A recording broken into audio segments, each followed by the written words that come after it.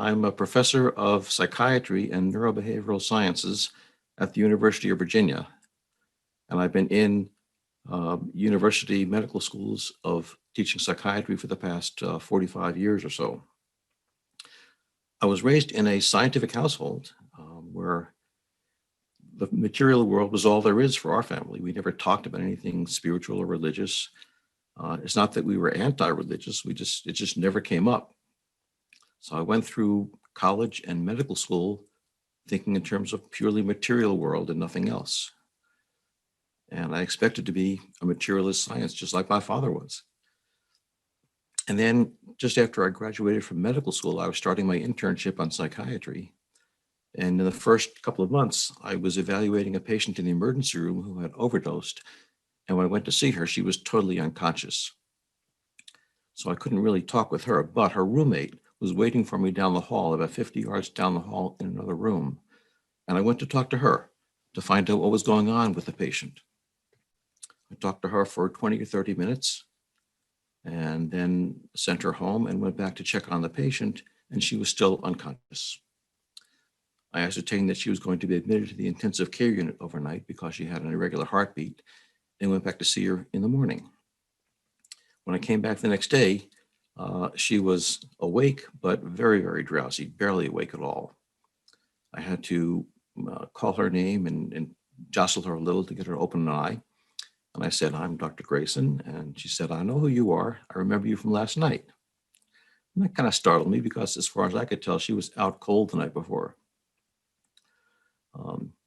So I said to her, "I'm surprised because I thought you were unconscious when I saw you last night." And she said, "Well, not in my room. I saw you talking to my roommate, Susan, down the hall." And that kind of threw me because I couldn't understand how that could be. She certainly couldn't have overheard us and not seen us. So I said, "Do you mean the nurses told you that I talked to Susan last night?" And then she opened her eyes, both eyes for the first time, and looked at me and said, "No, I saw you." And then she proceeded to tell me about the conversation I had with her roommate, all the details, making no mistakes, even to what we were wearing, including a stain on my tie that no one else had seen. And that just totally threw me. The only way I could imagine this happening is if she had left her body and come down to the other room, and that's clearly not possible. As far as I could tell, I was my body. I couldn't imagine what it meant to leave your body. But I didn't have time to think about it. I was there to do a job, to help her with her suicidal thoughts. I couldn't deal with my confusion. So I kind of pushed it out of my mind for several years. And a few years later, I met Raymond Moody, who wrote a book called Life After Life in 1975 that gave us the name near-death experiences for these phenomena. And reading his book and talking with him, I realized this was kind of what my patient had described to me years earlier. And it wasn't just a one-time thing. It was something that was fairly common. And being a scientist, this piqued my curiosity. How can we not investigate this? It's something we can't explain, and yet it's there. It happens.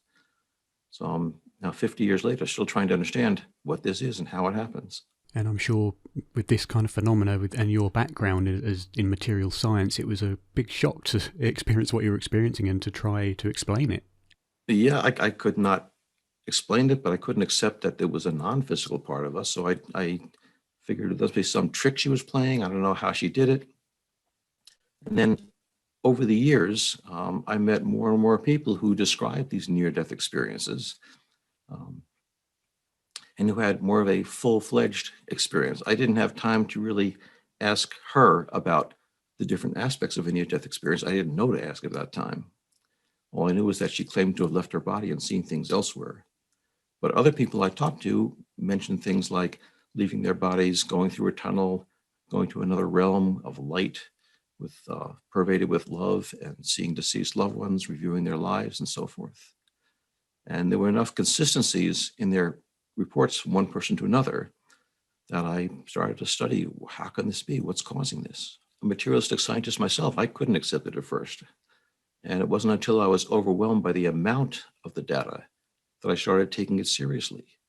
And I think most scientists are not yet aware of all the data there are. When we first started doing this research back in the early 1980s, very few doctors, if any, had heard about these things. And when we would talk about it at medical conferences, there would be a polite silence in the room. And now when we talk about it, there are usually several doctors in the audience who will stand up and tell about their near-death experiences. So everybody knows about it now. And there's still a lot of controversy about what causes it. And still a lot of people who won't accept that there's anything non-material about this. But I think there are enough questions now that we need to look at all different possibilities. Yes, I would agree, absolutely. And it's a definition of science itself to really take into account all different possibilities and where the evidence falls in terms of which is more the parsimonious explanation. I know there are a lot of people that will deny there's anything physical happening, and they usually bring up things such as, especially with researchers, confirmation bias and things like that, which, Right. what confirmation bias is, which is why I really admire the way you do things, because you look at things from both sides every time. A number of studies you've done on looking at the material possibilities as well as the non-material possibilities. And I think it's a reasonable point the skeptics bring up with this kind of research, that there will be biases that we face, even as researchers, because having biases is a very human thing, of course. That is. My bias, if I had one, was towards a materialistic explanation. That's the way I was raised, and that's the way I was trained. And it was only when I kept pursuing one materialistic explanation after another and finding the data contradict them all that I started thinking more and more in terms of some type of non-materialistic explanation, which is still hard for me to get my head around. Absolutely. I mean, the whole foundation of science in the West is based around materialistic frameworks, which has been incredibly successful over the past several hundred years. So anything like this will be a whack to the worldview. So there are many materialistic explanations to near-death experiences which seem reasonable, perfectly reasonable on the surface of things. What kind of explanation have you seen that has been used to fit this phenomena? Well, the most obvious explanation is that as you're dying or approaching death, you're getting less oxygen to the brain. Your brain doesn't function as well. And this is appealing because no matter how you come close to death, one of the final common steps is losing oxygen to the brain. But we know from many decades of clinical work and research what happens when you have lack of oxygen to the brain. And it's nothing like the calm, pleasant, consistent near-death experience. People become belligerent, agitated, frightened, combative. Nothing like the calm, peaceful near-death experience. In addition, there have been several studies now done in the US and the UK and in Europe that have documented levels of oxygen during people's approaches to death. And they find that people who have near-death experiences, or at least people who report near-death experiences, have actually higher oxygen levels in their brain than people who don't report NDEs. Now, that may suggest that you need to have a well-oxygenated brain to have a near-death experience, or it may just suggest you need good oxygen to the brain in order to remember having had a near-death experience. However, there are certain patterns of after effects from near-death experiences.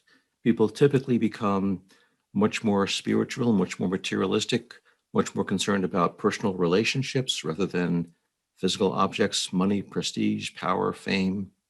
They become more altruistic. And we see these things in people who report having near-death experiences. We do not see them in people who don't report having near-death experiences when they come close to death. So that leads us to suspect that they didn't actually have a near-death experience if they didn't report the typical after effects. Yes. And during your work, you developed a certain scale, didn't you, to determine the level of a near-death experience, which is, of course, now known as the Greyson scale. Did you find that you had a lot of difficulty getting your own scale and the research itself into the mainstream? Because I read in your book after that you did face some issues from professors or universities in getting your research done. Well, I've had some difficulty throughout the years of getting this work accepted by the mainstream, but um, that scale that I developed was published in one of the major standard psychiatric journals, and most of my work has been published in mainstream medical and psychiatric journals. So I have not had any trouble there. I found that even if it's a very controversial topic, if the research is well done, then it will get published in the best journals. So, what would you say to those who have said that the near-death experience science is all subjective and therefore isn't really of any evidential value because no objective research has been done on the phenomena, which I've heard from many different places? Well, there has been, in fact, a lot of objective research done with near-death experiences. Obviously, you can't do experiments where you randomly assign people to have a near-death experience or not, and you can't keep people blind as to whether they've had a near-death experience or not. They know when they've had it. So you can't do a controlled experiment with NDEs, near-death experiences. But there are lots of areas of science where you can't control the variables and you can't do a controlled experiment. You can't control the stars when you're studying astronomy. You can't control fossils when you're studying paleontology. But these are accepted as science. It's the same way with the study of consciousness or near-death experiences. We can't control all the variables, but that doesn't mean we can't do rigorous scientific research. Yes, indeed. One very common criticism on near-death experience research is that, people state that the evidence that's provided is anecdotal and therefore is not of very strong evidential value. What would you say to those who say that because research is anecdotal in nature, that it's not valuable? Well, I would say look at the history of science. Everything we know scientifically started with anecdotes, which just means observations of what's out there. And from collections of anecdotes, you find patterns that you can then do studies on.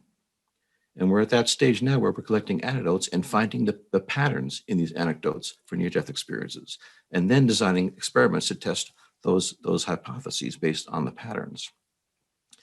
Even though a lot of the stories we hear are, quote, anecdotes, they are often corroborated by independent witnesses.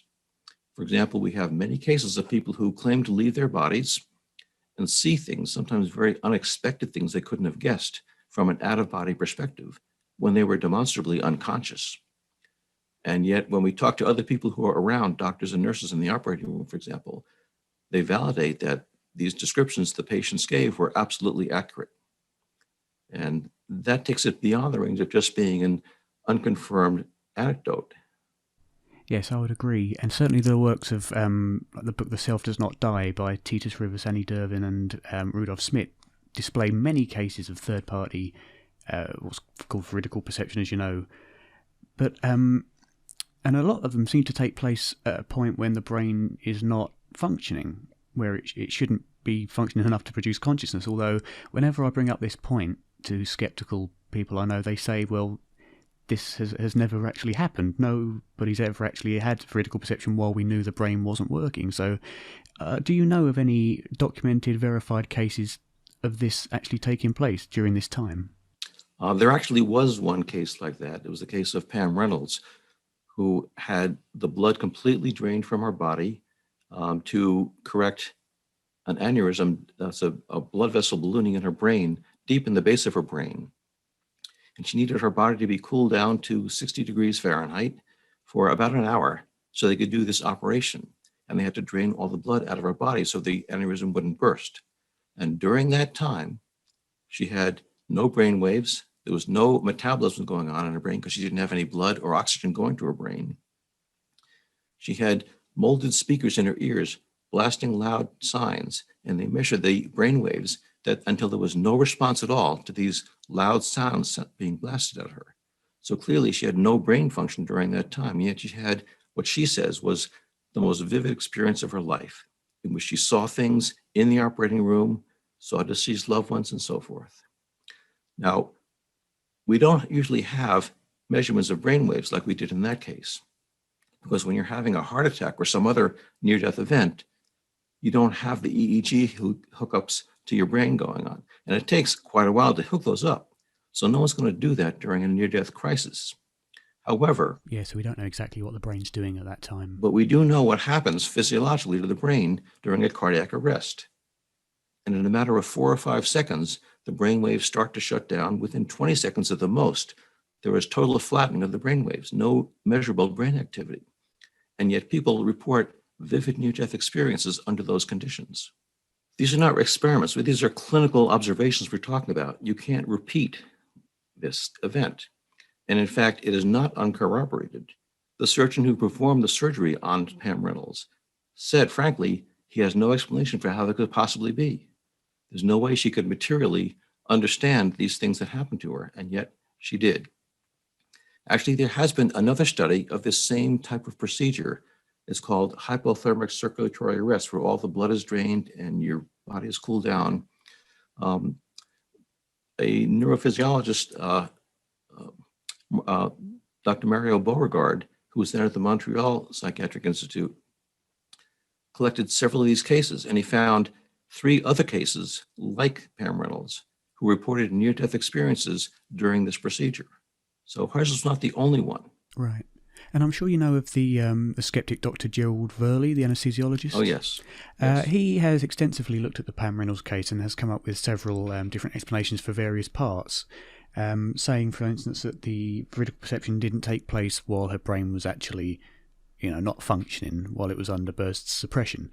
And there have, of course, been other people who have brought this case up, as it's a very popular case for this kind of subject, and they've contended that the perceptions that she saw were possible in physical terms. So I'm just wondering, looking at Dr. Verley's arguments and those of others such as Keith Augustine, and I'm sure Susan Blackmore's had a part in it. I'm not sure if that's the case, but have there been any reasonable physical explanations for this case? There is not. I'm familiar with Dr. Worley's arguments. I published, when I edited the Journal of Near-Death Studies, I published a paper by him with these arguments and with other people arguing against him. He makes a lot of arguments, but is not aware of all the facts of the case. He argues, for example, that the headphones that were supposed to be blocking out her hearing was not adequate because he tried headphones on, he could still hear. But the point is not that they were blocking out sounds, but they were projecting into her brain sounds that they were measuring the brain's response to. And it was when they stopped having any brain response at all to these sounds that were being projected into her brain that they decided she was unconscious. So it's not a matter of blocking out brain waves, sounds. It was a matter of no longer responding to the sounds that were there. There are questions about when, during the procedure, she described all these things. But she described it as a continuous process of consciousness, even while her brain was not functioning throughout the whole procedure. She described things that she could not have guessed, that she had not been told about the body and about the procedure, including a vivid description of the very unusual type of bone saw used to cut into her skull. And these were things that happened while she was totally unconscious. But I've got lots of other examples as well of people who were in deep anesthesia, who saw and reported accurately very surprising things that the surgeons involved later corroborated. And I'll say again that even though Dr. Worley, who did not know some of the facts about the case, is very skeptical of it, the doctors who are actually involved in that case are not at all. One of the things that Dr. Verley was suggesting, that something that took place around the time of the Pam Reynolds case, was, for instance, what was his name, the head surgeon? Dr. Spetzler. Dr. Spetzler, that's right. He was saying that around that time, a lot of doctors were being sued for malpractice or for causing issues to their clients in some way. So something that Dr. Verley mentioned may be the case. I don't know how true this is, or how possible this is even, that Dr. Spetzler may have kind of created that narrative as a way of avoiding the lawsuit, so to speak. If you know what I mean. I'll have to look back to see exactly what he said, but this is the kind of another explanation that he put forward. Well, I think the ultimate defense for any of these materialists who don't want to accept what the reality was going on is simply to say, it wasn't true. It didn't happen. You're making it up for various reasons, and there's no way to defend against that. anybody can make up anything. And, the only thing you can do is look at the source. Is this a reliable source or not? Is it confirmed by many, many other people throughout the world? In these cases, it is. I've got lots of other examples of people who, during surgical procedures, when they were demonstrably unconscious, perceived many things that were unexpected and corroborated by the surgeons involved. It's not just one case of someone who was being sued. Right. So how many cases do we have in the literature at the moment of veridical perception that took place in a time when we knew the brain should not have been functioning to allow consciousness, like in cardiac arrest where the brain's offline within half a minute or so? How many cases of those do we have? I have a few thousand in my collection.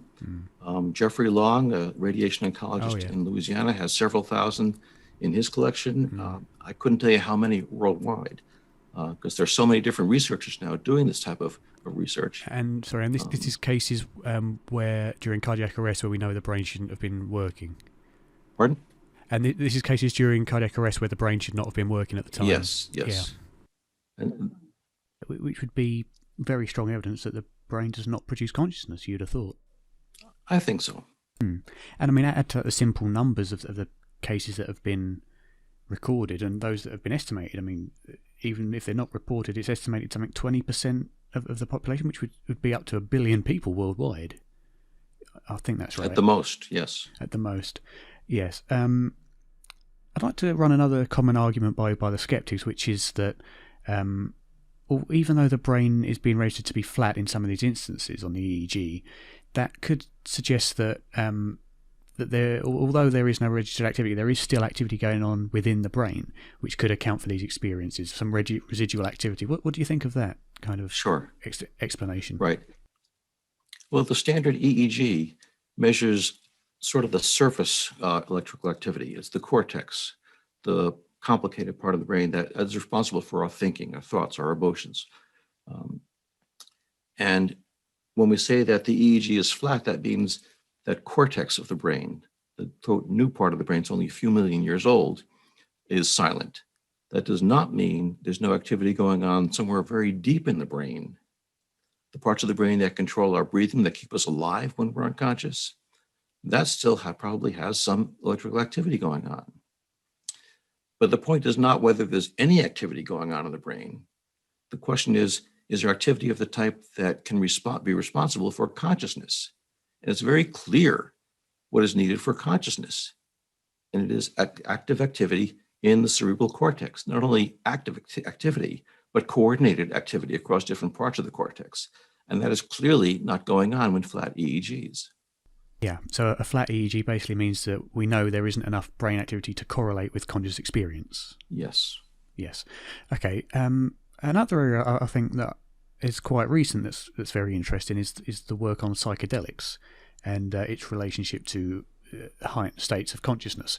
And it's interesting to find that in some of the studies more recently that I think it's worked with ketamine has shown that, in fact, these drugs cause a reduction in brain activity. And that seems to... That's fascinating work, because we always assume that these psychedelic drugs produced visions by stimulating the brain to hallucinate. And the fact that it actually works by basically shutting the brain down, producing less activity in the brain to produce this tremendous expansion in consciousness is counterintuitive if you believe that consciousness comes solely from the brain. So I think this is one of several different lines of evidence now showing that consciousness, the mind, our ability to think, is not solely dependent on the brain. And a popular theory that seems to be going around now, which I agree with, is that the brain kind of acts more as a receiver and filter of consciousness. Yes. Now, I haven't seen any evidence for brain creating consciousness that can't be used for filtering. Exactly. So, I mean, for instance, if you bang your head really hard, you damage consciousness. Certainly, you damage the brain, you affect consciousness. But if you hit a radio very hard, you distort the sound that comes out.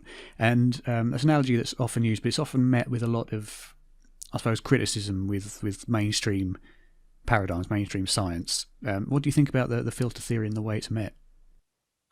Well, The idea that the brain is a filter or a receiver for consciousness should not be all that surprising because all our physical senses filter out sensory input. For example, your eyes not only bring in light so you can see, but also filter out light that is not immediately relevant to your physical survival.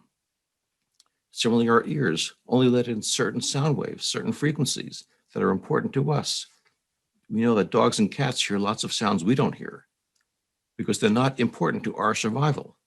So our sensory organs are designed not only to let us perceive the outside world, but to filter out those parts of the outside world that are not relevant or not essential for our physical survival.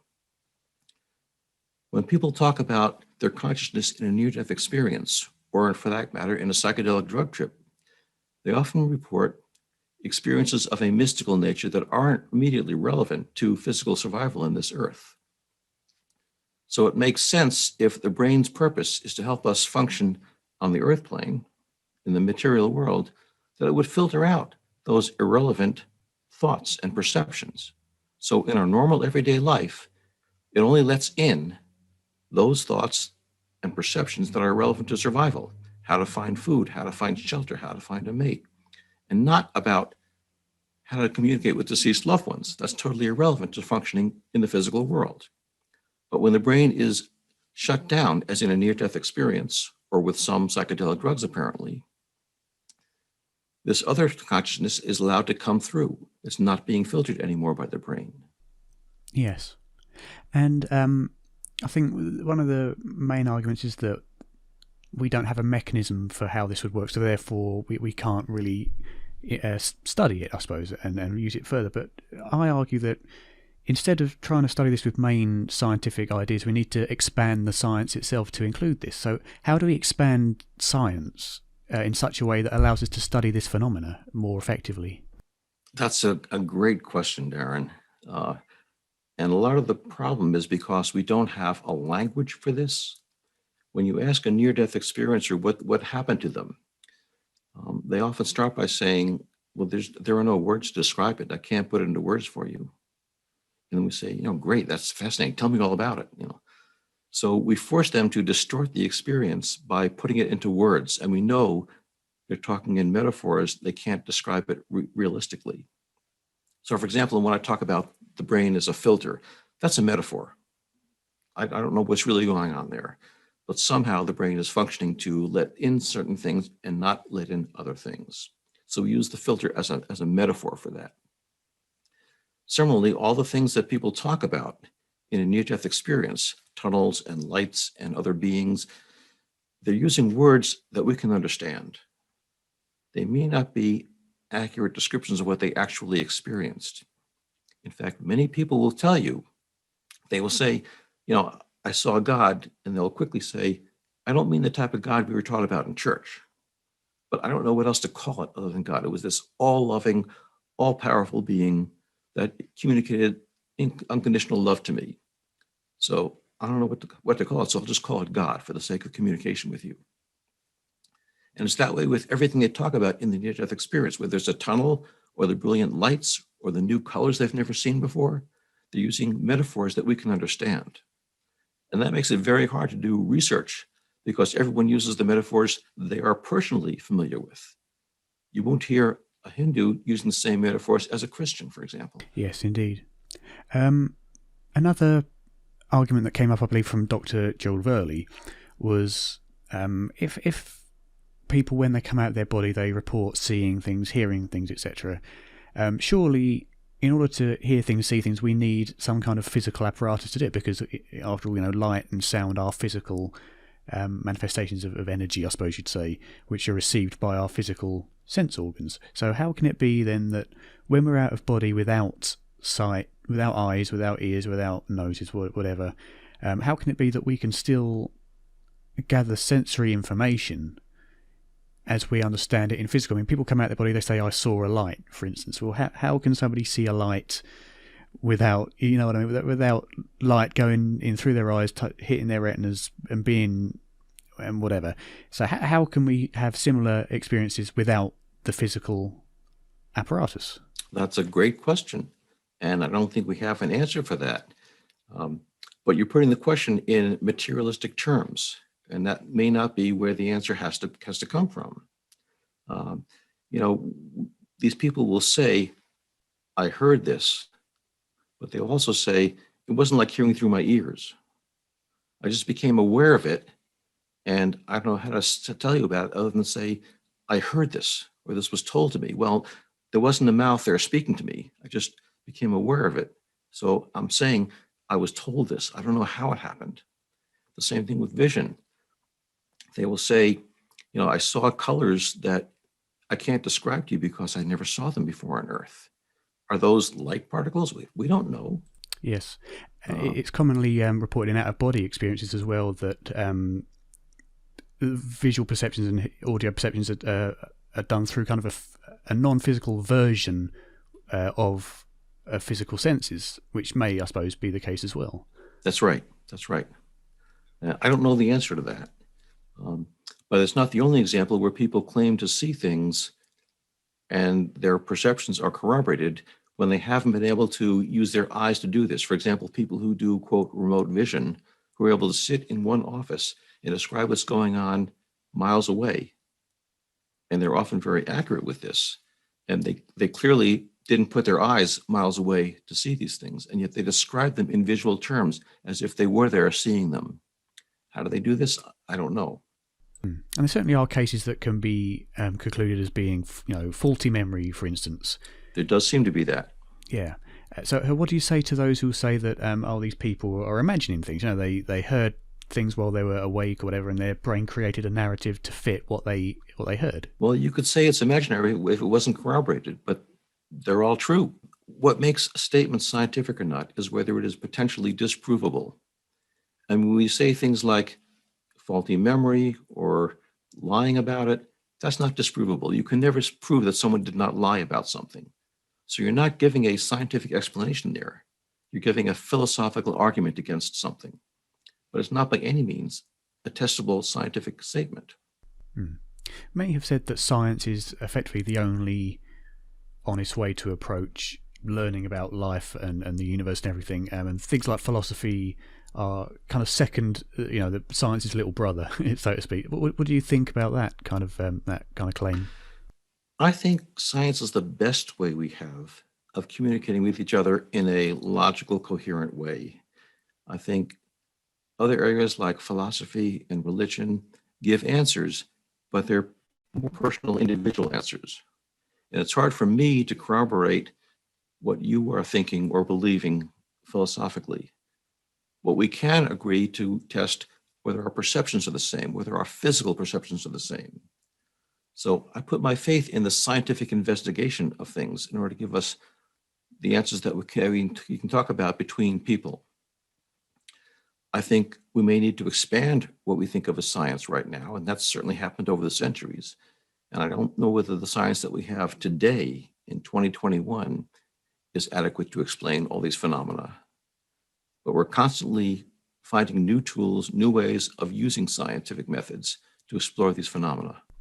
Yes, I absolutely agree. And, there's no doubt that science, modern science, has been incredibly useful. I mean, thanks to material science, we've got things like medical science. We know how to repair ourselves. Yes. We know what food is necessary and why we need it to survive. But when it comes to, I suppose, things like consciousness, it is very much bound to physical reality. Well, what we call science now was developed to study the physical world. So that's what it's very good at. But it can be used to study the physical world indirectly. For example, we can produce subatomic particles that are so small and so short-lived they can't be perceived directly. But if we shoot them through a tunnel chamber which is filled with a liquid like liquid oxygen or liquid hydrogen, and watch the bubble trails that this particle makes through the liquid, we can infer things about the particle size and shape and charge. So we can't see the particle itself. So you can say, oh, it's just imaginary. And yet it has physical effects that we can verify. And it's the same way with consciousness. We can't perceive it directly, but we can perceive its effects on the body. And those are reliable over people. So coming on to, I suppose, the major argument that's used to suggest that the brain creates consciousness is that, well, we know that when we damage the brain, of course, we damage consciousness. When we change the brain in any way, consciousness or the mind is changed. So that would show evidence for emergence. Consciousness is produced by the brain. Well, you're confusing a few different things here. One is the evidence that affecting the brain will affect our consciousness. And there's no doubt that in everyday life, that's the case. When you get intoxicated, you don't think as clearly as you usually do. When you have a brain tumor or get hit on the head, that affects your thinking. There's no question that that's true in everyday life. In everyday life, the brain and the mind seem to work together to produce our consciousness. But in extreme cases, like when the brain stops working and the mind does not stop working, that association seems to come apart. Let me give you one more example of this. In people who have advanced dementia, like Alzheimer's disease, and they have not been able to communicate or recognize family for years, they sometimes, in the last hours or days, sometimes before they die, become completely lucid again and can recognize family, carry on coherent conversations, and then they pass away. And there is no explanation in terms of medical science for how these people can regain consciousness when their brains have an irreversible brain disease. And yet it's well documented. There are some 80 cases that have been published in the medical literature, and there's active research going on at NIH right now to study this called paradoxical lucidity or terminal lucidity. Yes, that's a very, very interesting phenomenon. I think it's a very strong evidence that the mind does exist beyond the brain. I brought this up with a few people, a couple of more skeptical people like Dr. Gerald Burley and someone else. And the response that Dr. Burley gave was that this could be somehow related to maybe pH changes in the brain, pH levels in the brain. And the other person came up with a reasonable idea that seemed reasonable at the time, that some of these could be caused by some kind of growth or malformation in the brain. And as the brain begins to degenerate, the connections begin to degenerate with Alzheimer's and various things, that in fact the tumour degenerates as well, or that begins to degenerate as well. And when it gets to a certain level of degeneration, that normal brain function is returned because that tumour is no longer taking effect. What do you think about that kind of thing? But it's very clear that in Alzheimer's disease, it's an irreversible process. In most dementias, that's true. And the brain does not regenerate itself. There are no tumors to be shrunken. It's just a matter of the brain cells themselves degenerating and becoming less functional. So there is no medical way that they can be regenerated. We should also say that this terminal lucidity is observed in a wide variety of brain diseases. It is seen in tumors. It's also seen in abscesses, in infections of the brain, in dementia, in a wide variety of irreversible brain diseases. Yes, and certainly, as I said before, in those circumstances, among taken alongside other evidences such as near-death experiences, veridical out-of-body perceptions, things like that, I think that terminal or now paradoxical lucidity is perhaps one of the stronger lines of evidence that the brain is not creating consciousness. It is, and or at least that it's not dependent. That consciousness isn't dependent on the physical brain, if you know what I mean. Right. It's not completely dependent on the physical brain. Yeah. What it is, I have no idea. No, of course not, because it's beyond our ability to really understand at the moment. Definitely.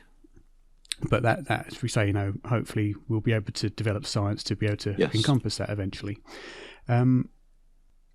So, I mean, moving on to a slightly different area now, with near-death experiences, they always seem to be, the experience that people have near-death seems to be very closely related to kind of their cultural background and what they'd expect to see, if you know what I mean.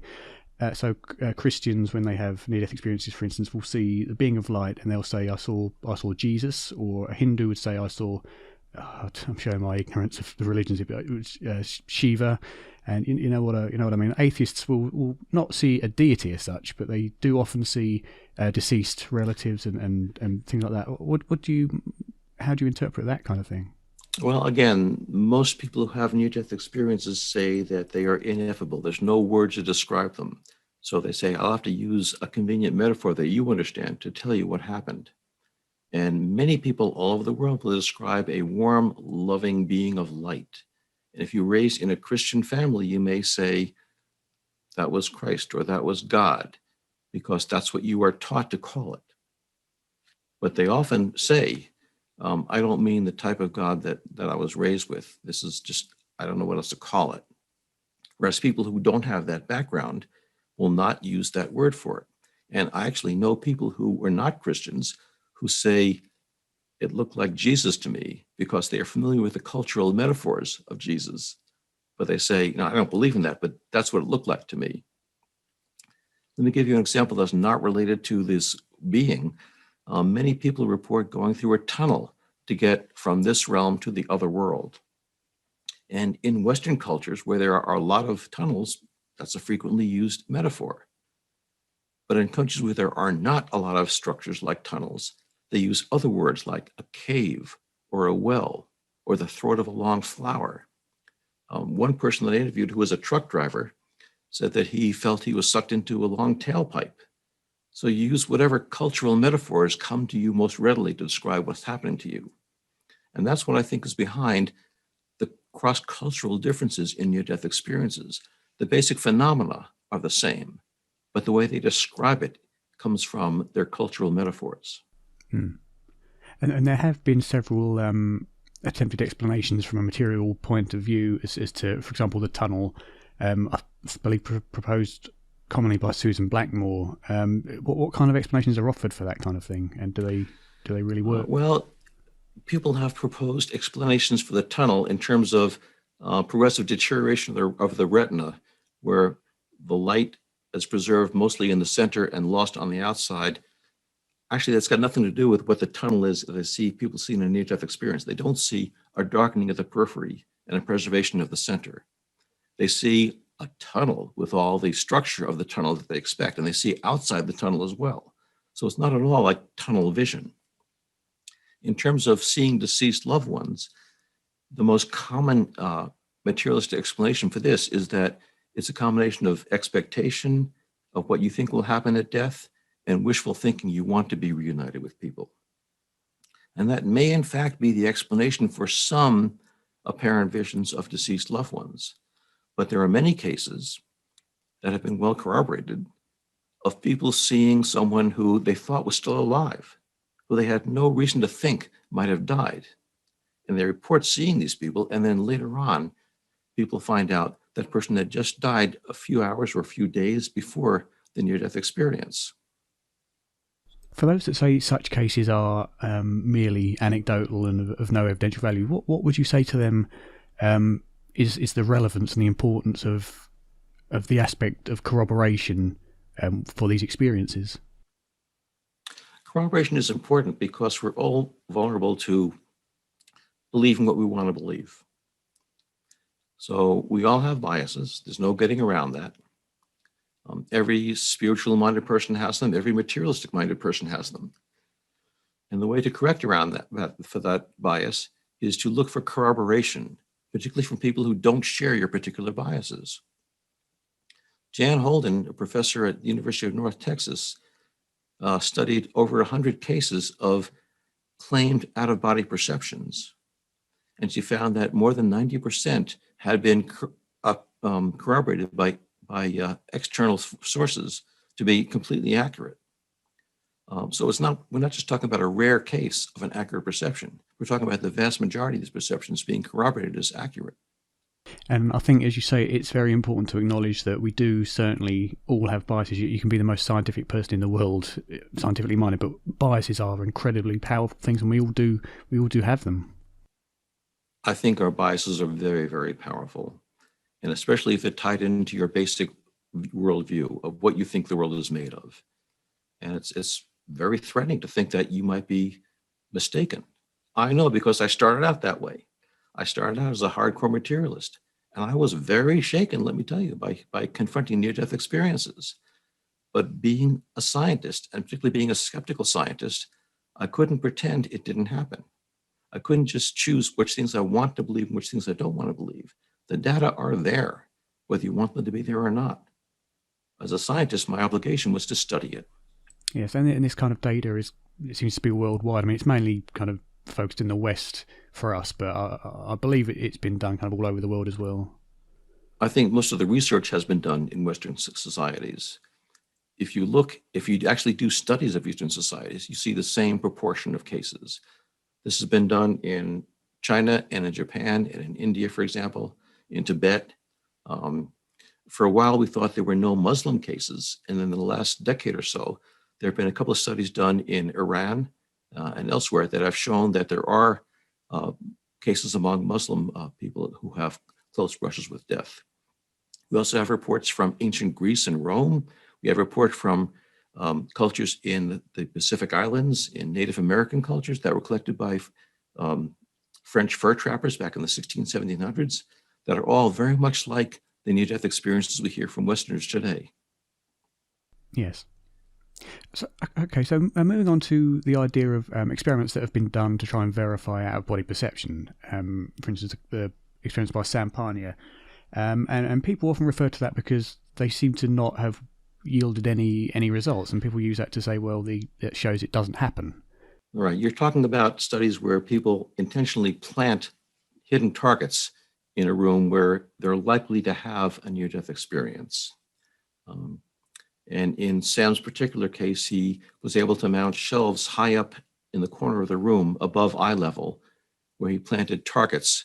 And then when people had a cardiac arrest in that room, he would ask them if they could identify that target, if they saw anything unusual and so forth. And we had high hopes that that might show something. In fact, it did not. He did not find any cases. We found very few cases that had a near-death experience at all who claimed to leave their bodies, and none that claimed to have seen the target.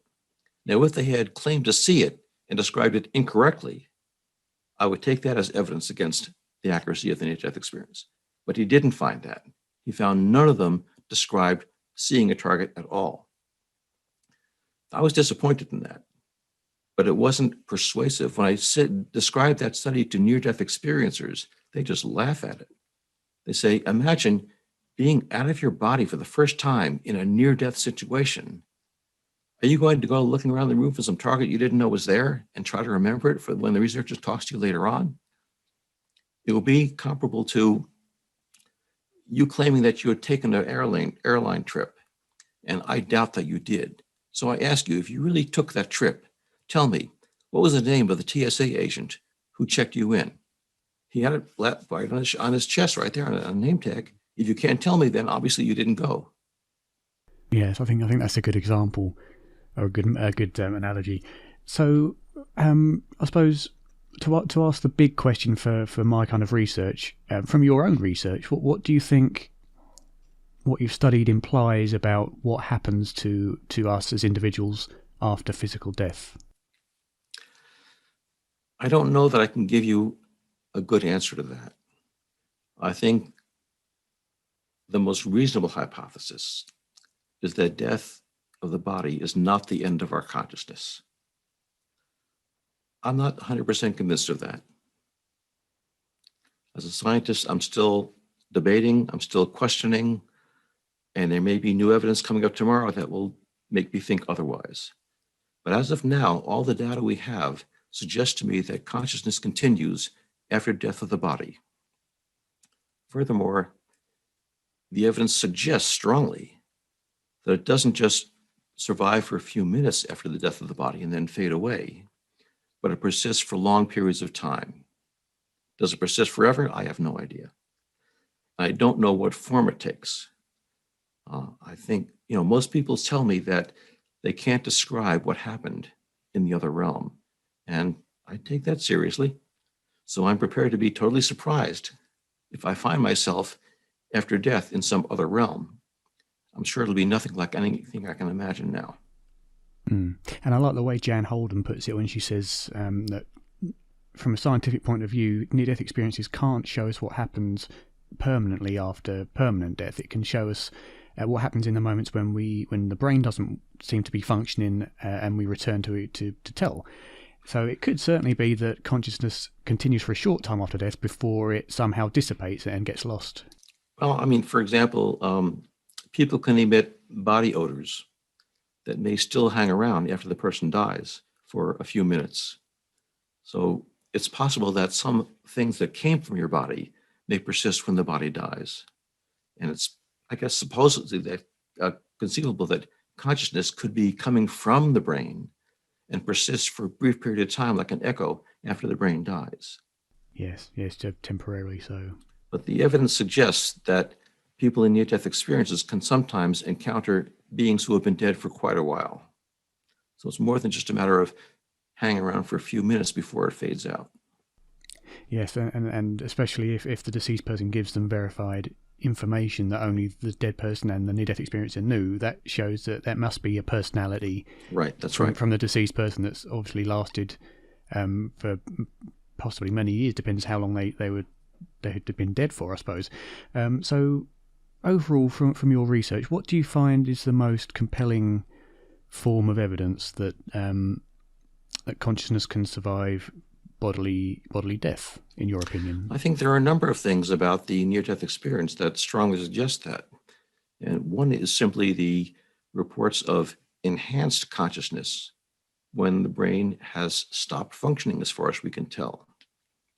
Another line of evidence is the perceptions that are accurate and corroborated from apparently out-of-body perspective. And there's no way the brain can do that. People all sometimes see things that are at a distance from the body, in another room, in another city, and they describe them accurately. And I think that apparent encounters with people who are dead, but were not known to have been dead, are also strong evidence that there's something going on with consciousness that doesn't remain confined to the brain and body. We recently lost both of our two little dogs. Have you heard any cases of people that have seen deceased pets in their near-death experiences? I'm sorry, I didn't hear that. Have there been any cases of near-death experiences where people have seen deceased pets or deceased animals? There are not many, but there are some in which people do meet deceased pets. Interestingly, we hear this often from children who have near-death experience. I don't know why this is. I don't know why we don't hear more of them. But it does suggest that humans aren't the only ones who have some consciousness that survives. Well, I'm glad to hear that I might be able to see my little dogs after I go. Yes. So moving on to the book that you published that's behind you after. Yes.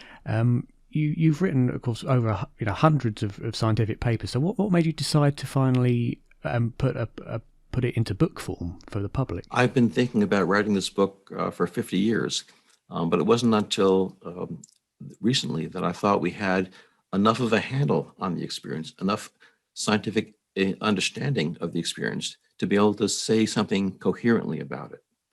So I started to write a book basically with everything I had learned about near-death experiences. And I was quickly persuaded by people who were helping me that it can't just be a textbook of near-death experiences. It has to be more personal than that.